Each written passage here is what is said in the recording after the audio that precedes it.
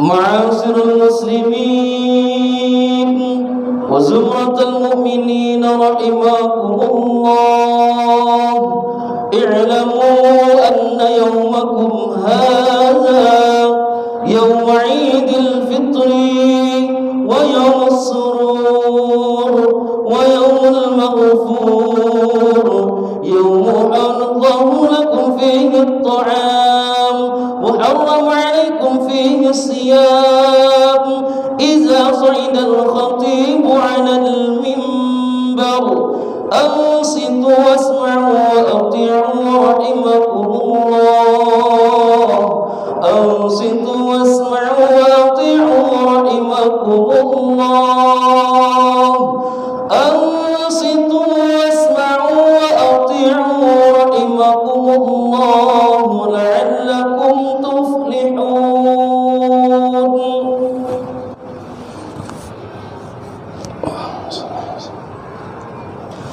اللهم صل على سيدنا محمد، اللهم صل على سيدنا محمد، اللهم صل على سيدنا محمد وعلى آله وصحبه وبارك وسلم، والحمد لله رب العالمين.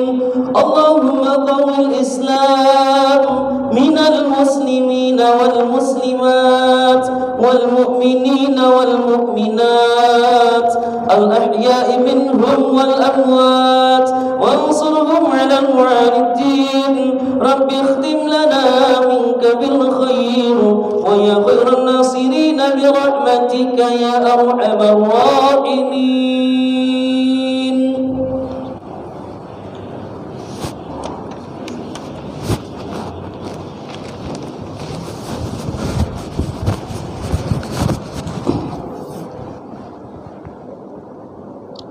Allahu Akbar, Allahu Akbar, Allahu Akbar, Allahu Akbar, Allahu Akbar, Allahu Akbar, Allahu Akbar, Allahu Akbar, Allahu Akbar, walillahil hamd. Alhamdulillahi rabbil alamin, wa bihi nasta'inuhu ala umuri dunya waddin. Ashhadu an la ilaha illallah wa ashhadu anna Muhammadan abduhu wa rasuluh la nabiyya ba'dah. Allahumma salli wa sallim wa barik ala sayyidina Muhammad wa ala alihi wa sahbihi ajma'in. Amma ba'du, faya ayyuhal hadirun wal hadirat, usikum wa nafsi bittaqwallah. Ittaqullah, ittaqullaha haqqa tuqatih, wa la tamutunna illa wa antum muslimun. Faqala Allah ta'ala, a'udzu billahi minasy syaithanir rajim. Bismillahirrahmanirrahim. شهر رمضان الذي أنزل فيه القرآن هدى للناس وبينات من الهدى والفرقان فمن شهد منكم الشهر فليصم ومن كان مريضا أو على سفر فعدة من أيام أخر يريد الله بكم اليسر ولا يريد بكم العسر walitukmilul iddata walitukabbirullaha ala ma hadakum wa la'allakum tashkurun. Sadaqallah. Ahibbaul kiram, sidang jamaah Id Fitri yang dirahmati Allah, bersyukur kita kepada Allah atas rahmat, hidayah dan taufik Allah kepada kita bersama. Salawat dan salam untuk Nabi kita Muhammad sallallahu alaihi wasallam. Allahu Akbar, Allahu Akbar, walillahil hamd. Kita tahu bahwa Id jika diartikan dalam bahasa kita artinya adalah kembali. Maka atau fitri atau boleh fitrah artinya adalah kosong atau kejadian awal.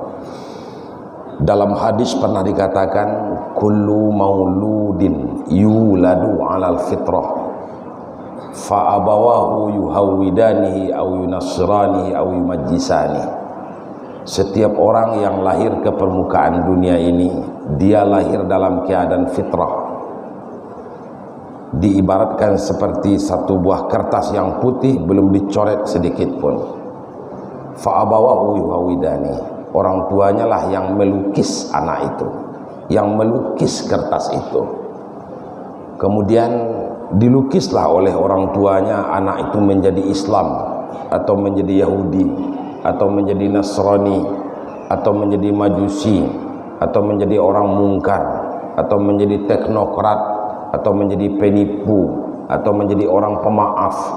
Maka dalam ilmu tarbiyatul Islam, pendidikan yang diberikan orang tua di saat kecil adalah pendidikan yang akan membentuk karakter manusia.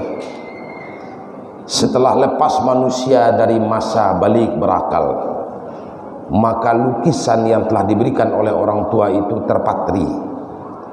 Maka yang diwajibkan oleh seorang orang tua kepada seorang orang tua, yang pertama-tama kepada anaknya adalah memperkenalkan siapa Tuhannya. Adalah kewajiban pertama dari ayah dan ibu setelah anak itu balik berakal dan setelah dia mumayyiz.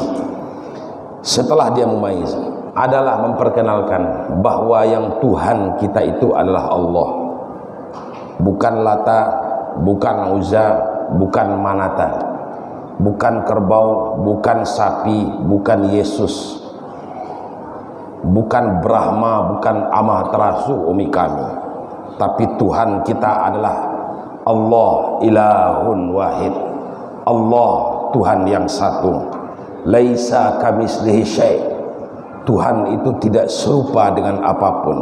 Wa huwas samiul alim, wa huwas samiul basir.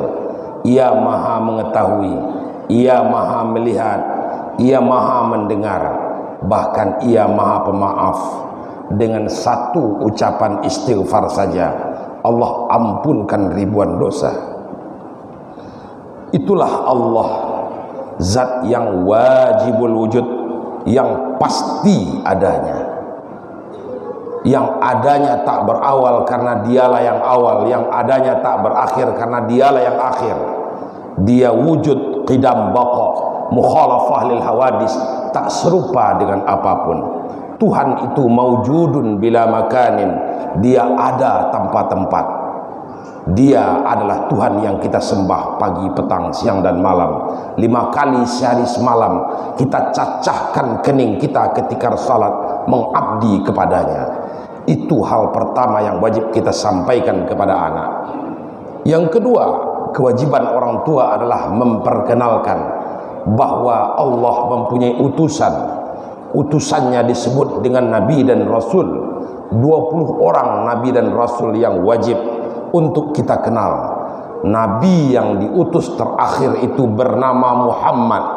Muhammad itu lahir dari Abdullah dan Aminah. Muhammad makna lughawinya adalah orang yang terpuji. Orang terpuji lahir dari hamba Allah Abdullah dan dari perempuan yang Aminah, perempuan yang dipercaya. Ia lahir 571 Masehi pada tahun Fil, mempunyai anak laki-laki dan perempuan. Sayang beribu sayang, Allah takdirkan anak laki-lakinya meninggal semuanya di waktu kecil. Tinggallah perempuan. Dari antara anak perempuannya yang paling ia cintai, yang dianggap keturunannya sebagai keturunan Nabi, adalah Sayyidah Fatimah Az-Zahra. Begitulah Nabi Muhammad SAW menyampaikan agama selama 13 tahun kurang lebih di Mekah, menyampaikan satu kalimah. Apa kalimah itu? La ilaha illallah Muhammadur Rasulullah. Tidak banyak syariat disampaikan di masa periode pertama menyampaikan agama di Madinah. Setelah Nabi Muhammad hijrah diperintah Allah ke Yasrib atau ke Madinah, barulah ditunaikan perintah-perintah ibadah yang lain seperti puasa, zakat dan haji. maka ibadah yang diperintahkan sebelum hijrah satu-satunya adalah salat. Maka jadilah salat itu sebagai tiang agama, dicucur dan dipaparkan ke dalam dada anak, sehingga anak itu faham siapa dia, siapa Tuhannya. Terlukislah tinta emas di dalam dada anak bahwa aku adalah hamba Allah, dhaif, pendosa, tidak tahu apa-apa dan tidak bisa apa-apa. Aku ada karena ada yang ada, dialah Allah yang maha ada. Zat yang maha ada mengadakan, mengirim kepada kita Nabi dan Rasulnya yang membawa Al-Quran sebagai pedoman hidup, menjadi penyuluh ketika malam, untuk dijadikan tongkat di siang hari. Ketika kita telah dewasa, setelah pandai kita makan sendiri, minum sendiri, beristinja sendiri, kemudian pun kita pandai ketika itu untuk mencari hidup sendiri, maka bernamalah kita mukallaf. Mukallaf itu adalah orang-orang yang ditaklifi, yang dibebankan pekerjaan salah dan baiknya kepadanya. Jika ia melakukan amal baik, berpahalalah dia. Jika ia melakukan amal salah, maka berdosalah dia. Mukallaf itu ditandai dengan tanda-tanda yang ada pada tubuh. Pada perempuan ada datang bulannya, pada laki-laki ada mimpi basahnya, suaranya mulai serak-serak basah, badannya sudah mulai meninggi, jenggotnya sudah mulai tumbuh, wajahnya sudah mulai ganteng, dia sudah pandai berusaha sendiri, maka dia bernama manusia yang sudah dewasa.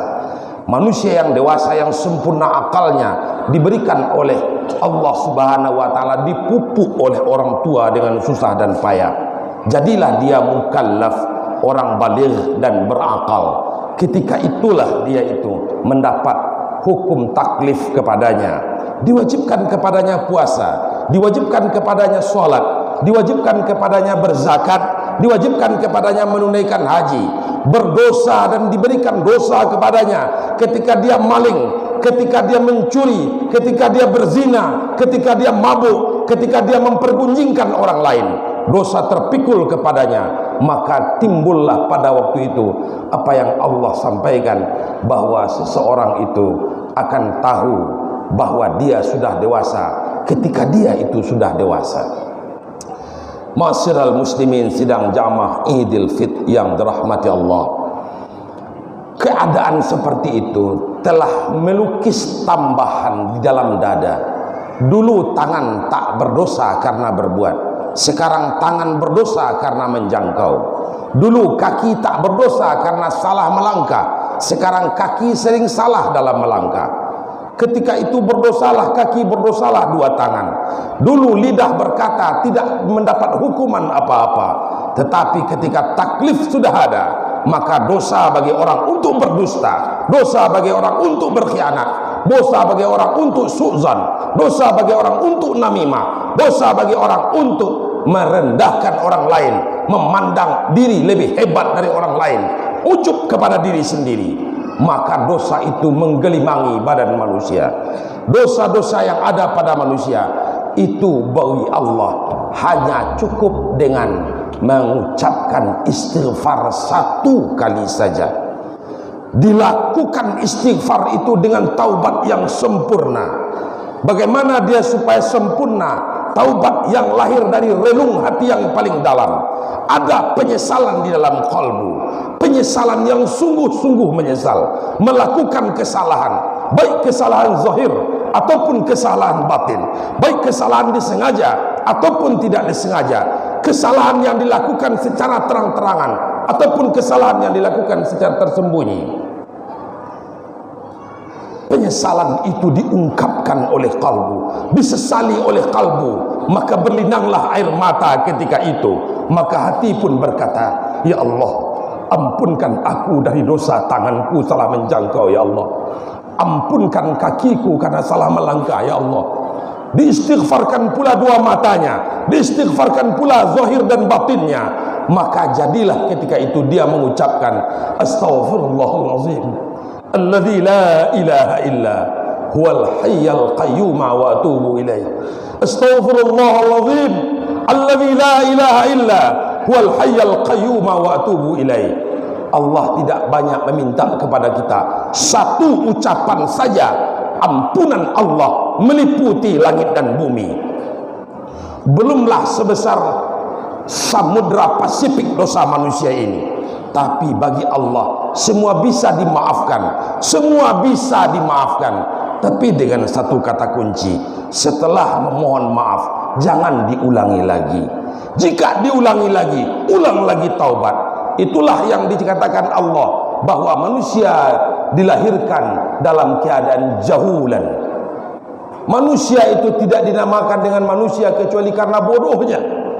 Dia tidak sadar bahwa hidup berakhir dengan kematian, bahwa dulu kita adalah anak-anak, sekarang kita sudah menjadi bapak-bapak, sudah menjadi kakek-kakek, tapi kebiasaan jelek tiap hari juga kita lakukan.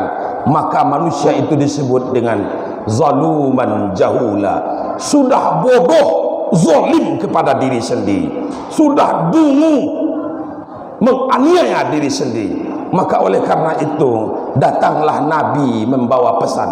Pesannya berupa hadis dari Nabi, faman taba wastaghfara fahuwa habibullah. Siapa yang benar-benar bertaubat dan beristighfar kepada Allah, maka orang itu disebut dengan habibullah. Itulah habib yang sebenarnya. Habib yang sebenarnya pada hakikatnya adalah orang yang bertaubat kepada Allah, orang yang beristighfar kepada Allah. Habib yang kita sebut sekarang ini adalah Habib sebagai sebutan untuk keturunan Nabi. Benar itu adanya, tapi dalam konteks hadis ini kita disebut dengan Habibullah apabila kita bertaubat dan mohon ampun. Bagi Allah zat yang maha pengampun itu, Allah sediakan satu bulan. Bulan itu disebut dengan bulan Ramadan. Bulan Ramadan itu Allah katakan dalam Al-Quran, innama u'izukum biwahidah antaqumu lillah. Hanyalah, kata Nabi, kata Allah, hanya saja u'izukum, aku ajari kamu, biwahidah, satu saja, kata Allah, yang ku ajarkan kepada kamu cuman satu. Apa itu? Antaqumu lillah, bahwa engkau qiyam kepada Allah. Makanya di dalam Al-Quran tak pernah kita lihat dan kita dengar if'alus salah, perbuat salah, tapi qiyamus salah, aqimus salah.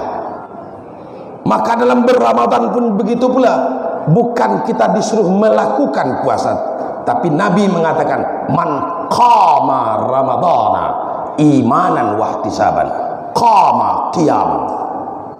Ramadan didirikan, salat didirikan. Apa maksud didirikan?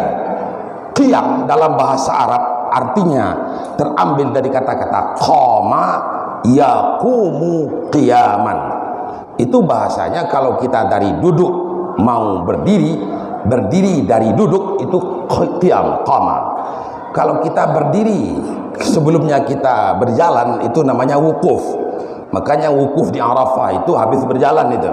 Sama-sama berdiri bahasa Indonesianya. Bahasa Arab itu kaya sekali.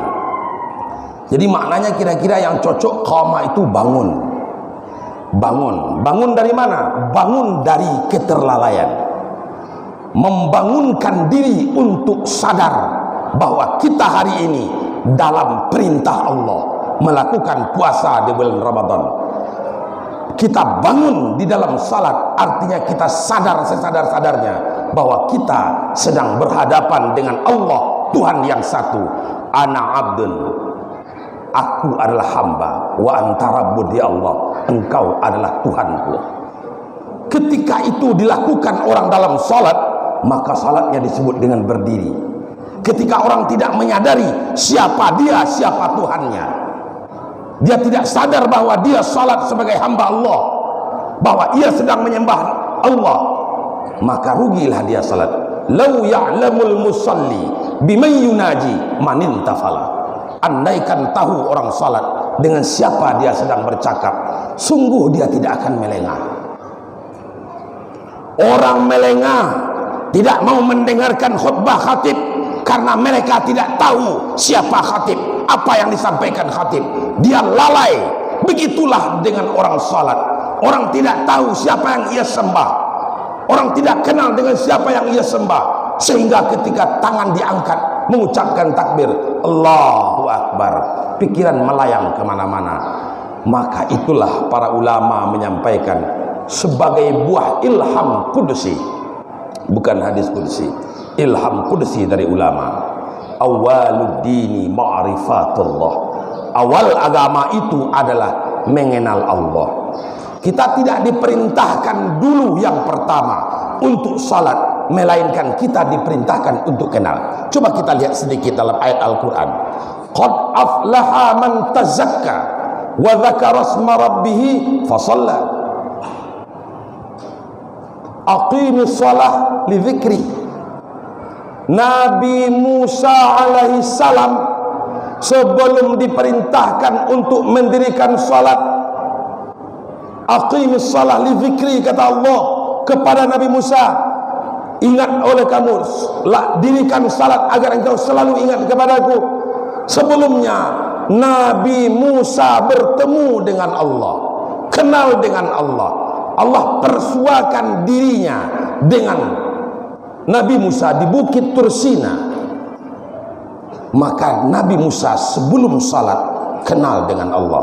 Nabi Muhammad sebelum diperintahkan salat, Nabi Muhammad di-Isra dan di-Mi'rajkan, dipertemukan dengan Allah. Maka maknanya adalah salat takkan wujud dan takkan qiyam apabila kita belum bermakrifatullah, belum bermakrifatullah, belum bertemu Allah. Maka ilmu yang pertama dan utama, lebih utama dari yang utama, adalah ilmu ma'rifatullah. Agar apa? Agar aflaha, menang. Qad aflaha man tazakka. Yang menang itu adalah orang yang mau membersihkan diri, melinangkan air mata dalam waktu berdoa dan memohon ampun kepada Allah. Bukan wa dzakara asma rabbih, kemudian ia ingat kepada Tuhannya. Ingat kepada Tuhan pertanda dia tahu dengan Tuhan. Bagaimana kita akan ingat kalau kita tidak tahu? Tahu dengan Tuhan disebut ma'rifat. Baru fasalla, baru salat bisa didirikan. Jangan ribut, kenapa saya salat tidak khusyuk? Karena belajar ilmu tauhidnya malas, karena belajar ilmu ma'rifatnya canggung, dianggaplah sesat, menakutkan. Itu adalah ide dan perkataan-perkataan Belanda waktu zaman dahulu. Orang yang mau memerdekakan negara ini adalah para ulama. Tengku Imam Bonjol di Sumatera Barat, Teuku Umar di Aceh, di Jawa ada Pangeran Diponegoro, ada ulama ribuan banyaknya yang tak tertulis dalam data sejarah yang memperjuangkan kemerdekaan ini. Mereka kuat imannya, lantang takbirnya, mengucapkan kalimat Allahu Akbar, lawan kemaksiatan, lawan kemungkaran, lawan penjajahan, hapus penjajahan di atas permukaan bumi. Belanda marah. Kenapa ulama bisa begitu? Karena dia yakin dan dia tidak takut dengan mati. Karena mati dan hidup, qul la yusibana illa ma kataballahu lana. Katakan oleh kamu Muhammad, tidak akan pernah terjadi pada diri kami kecuali apa yang sudah Allah takdirkan. Maka dia tegakkan kalimatullah, dia bela kebenaran sampai kita merdeka dan bisa duduk di Masjid Baloi Center sekarang ini. Kita bisa nyaman, tidak di bawah tekanan para penjajah-penjajah dari barat yang terkutuk itu, yang menjarah negara ini. Maka mereka zaman dahulu menakut-nakutin orang, masyarakat. Apa takut? Janganlah belajar ilmu tarikat. Belajar ilmu tarikat itu bisa bikin gila. Jangan belajar ilmu tauhid terlalu dalam, nanti kamu sesat. Murni itu ajaran Belanda. Kita baca buku-buku, baca literasi dalam Islam. Maka itu tidak harus ada dalam diri kita. Mulai hari ini kita bangkit dengan semangat Idul Fitri. Kita belajar kembali apa itu tarikat, apa itu syariat, apa itu hakikat, apa itu ma'rifat. Kita harus paham juga apa itu yang disebut dengan tauhid, apa itu akidah, apa itu sifat 20, bagaimana sifat Nabi, bagaimana sifat Allah, bagaimana memasangkan kepada diri. Karena orang yang tahu bahwa Allah mendengar belum senantiasa akan bisa menyadari bahwa Allah sedang mendengarnya, belum tentu akan merasakan. Maka itulah sebabnya ilmu ma'rifat ini ditinggalkan oleh orang. Maka yang terjadi adalah ribuan persoalan kalau ilmu ma'rifat tidak benar. Orang takut menyampaikan kebenaran. Bayangkan, saya ulang sekali lagi, bayangkan kota Batam ini jumlah penduduk Islamnya 80%, tetapi orang bebas saja menjual babi di negeri ini, di tepi jalan tempat terbuka. Orang bebas saja menjual tua di negeri ini. Tidak tergetar hati orang Islam untuk melawannya, untuk menuntutnya. Mana itu anggota DPRD? Mana itu ulama? Mana itu masyarakat? Tidak ada yang berani. Semua diam, semua membisu. Kenapa? Karena girah Islamiahnya turun dan luntur. Kita tidak mau menyampaikan kebenaran. Maka perbuatan jahat dianggap oleh orang benar apabila kita diamkan. Ini bukti kehancuran umat Islam. Apa sebabnya? Akar-akarnya adalah disebabkan oleh kita tidak sempurna ma'rifatullah.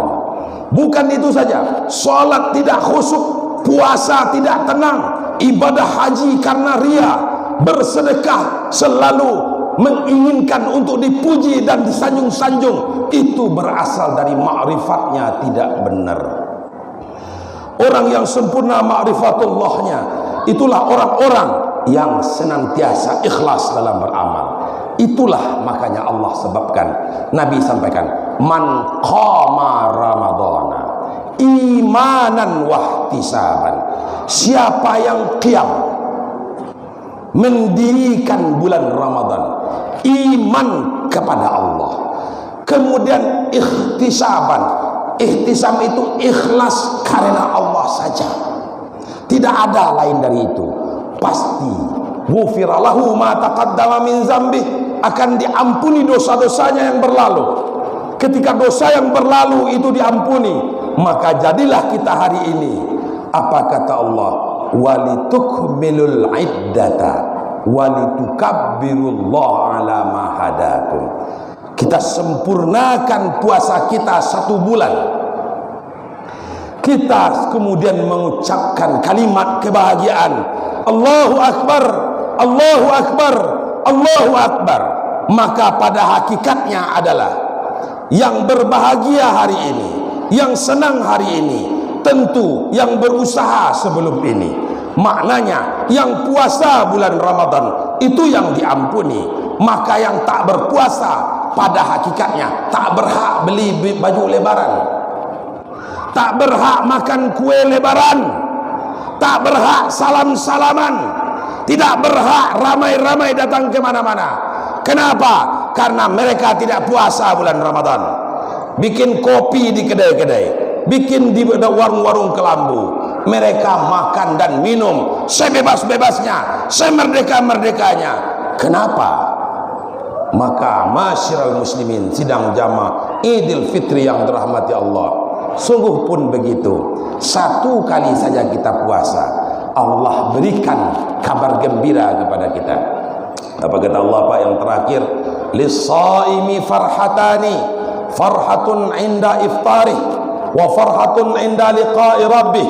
Untuk orang yang melakukan puasa, Allah berikan kepadanya kebahagiaan. Kapan Allah berikan? Ketika berbuka puasa sekarang dengan sumringah. Saya tidak mampu biasanya khutbah lama-lama kalau bulan Ramadan, tapi kalau sekarang padahal nggak makan juga pagi, langsung bahagia saja, langsung senang saja, langsung semangat saja, langsung berbinar saja. Maka pedagang-pedagang pun berbahagia dengan banyak jual beli di pasar. Pegawai-pegawai pun dapat bonus di mana-mana secara hukum syariatnya. Tapi pada hukum hakikatnya, kegembiraan itu tak dapat dilukiskan ketenangan kalbu, dan ada kesedihan sedikit. Kapan? Kenapa Ramadan cepat berlalu? Mungkinkah kita masih bisa mendapatkan Ramadan tahun depan? Ya Allah, maka lengkap sudahlah pada hari ini kita Idul Fitri, kembali kepada fitri dengan menyemarakkan kalimah Allahu Akbar, Allahu Akbar. Maka pada hakikatnya membesarkan dan melebarkan, merayakan Idul Fitri bukan dengan berpoya-poya, tetapi dengan mengucapkan kalimat Allahu Akbar, Allahu Akbar, Allahu Akbar, walillahil hamd. Maka Nabi pernah memberikan hadis motivasi atau targhib, siapa yang beribadah pada hari ini, tadi malam, pada malam Idul Fitri, orang malam takbiran, maka pahalanya lebih besar daripada beribadah pada malam bulan Qadar. Masya Allah, luar biasa. Maka oleh karena itu, Bapak, Ibu, kaum muslimin sidang jamaah Idul Fitri yang dirahmati Allah, janganlah kefitrian ini kita kotori lagi. Jangan kebersihan ini kita buang-buang lagi. Entahkan dapat kita bertemu dengan Ramadan tahun depan, entah akan tidak. Maka kita pertahankan kebersihan kita. Jangan karena berlebaran bulan Ramadan kita melakukan kemaksiatan di mana-mana, melakukan perbuatan mungkar di mana-mana. Akhirnya makna Ramadan itu tidak membekas ke dalam hati, malah yang ada pada diri kita kekotoran. Terakhir khatib berpesan bahwa sesungguhnya hablum minallah kita selesai, tapi hablum minannas belum tentu akan selesai. Maka jangan lupa bahwa pada hari yang baik ini kita untuk saling memaafkan. Suami memaafkan istrinya, ayah dan ibu memaafkan anaknya, anak minta maaf sama ayah ibunya, yang kecil memohon maaf kepada yang tua memaafkannya. Suami memaafkan istrinya, tapi istri meminta maaf kepada suaminya. Maka berkahlah hidup ini, bahagialah kita. Allahu Akbar, Allahu Akbar, walillahil hamd. Barakallahu li wa lakum fil Qur'anil azim wa nafa'ani wa iyyakum bima fihi minal ayati wa dzikril hakim wa taqabbala minni wa minkum tilawatahu innahu huwas samiul alim.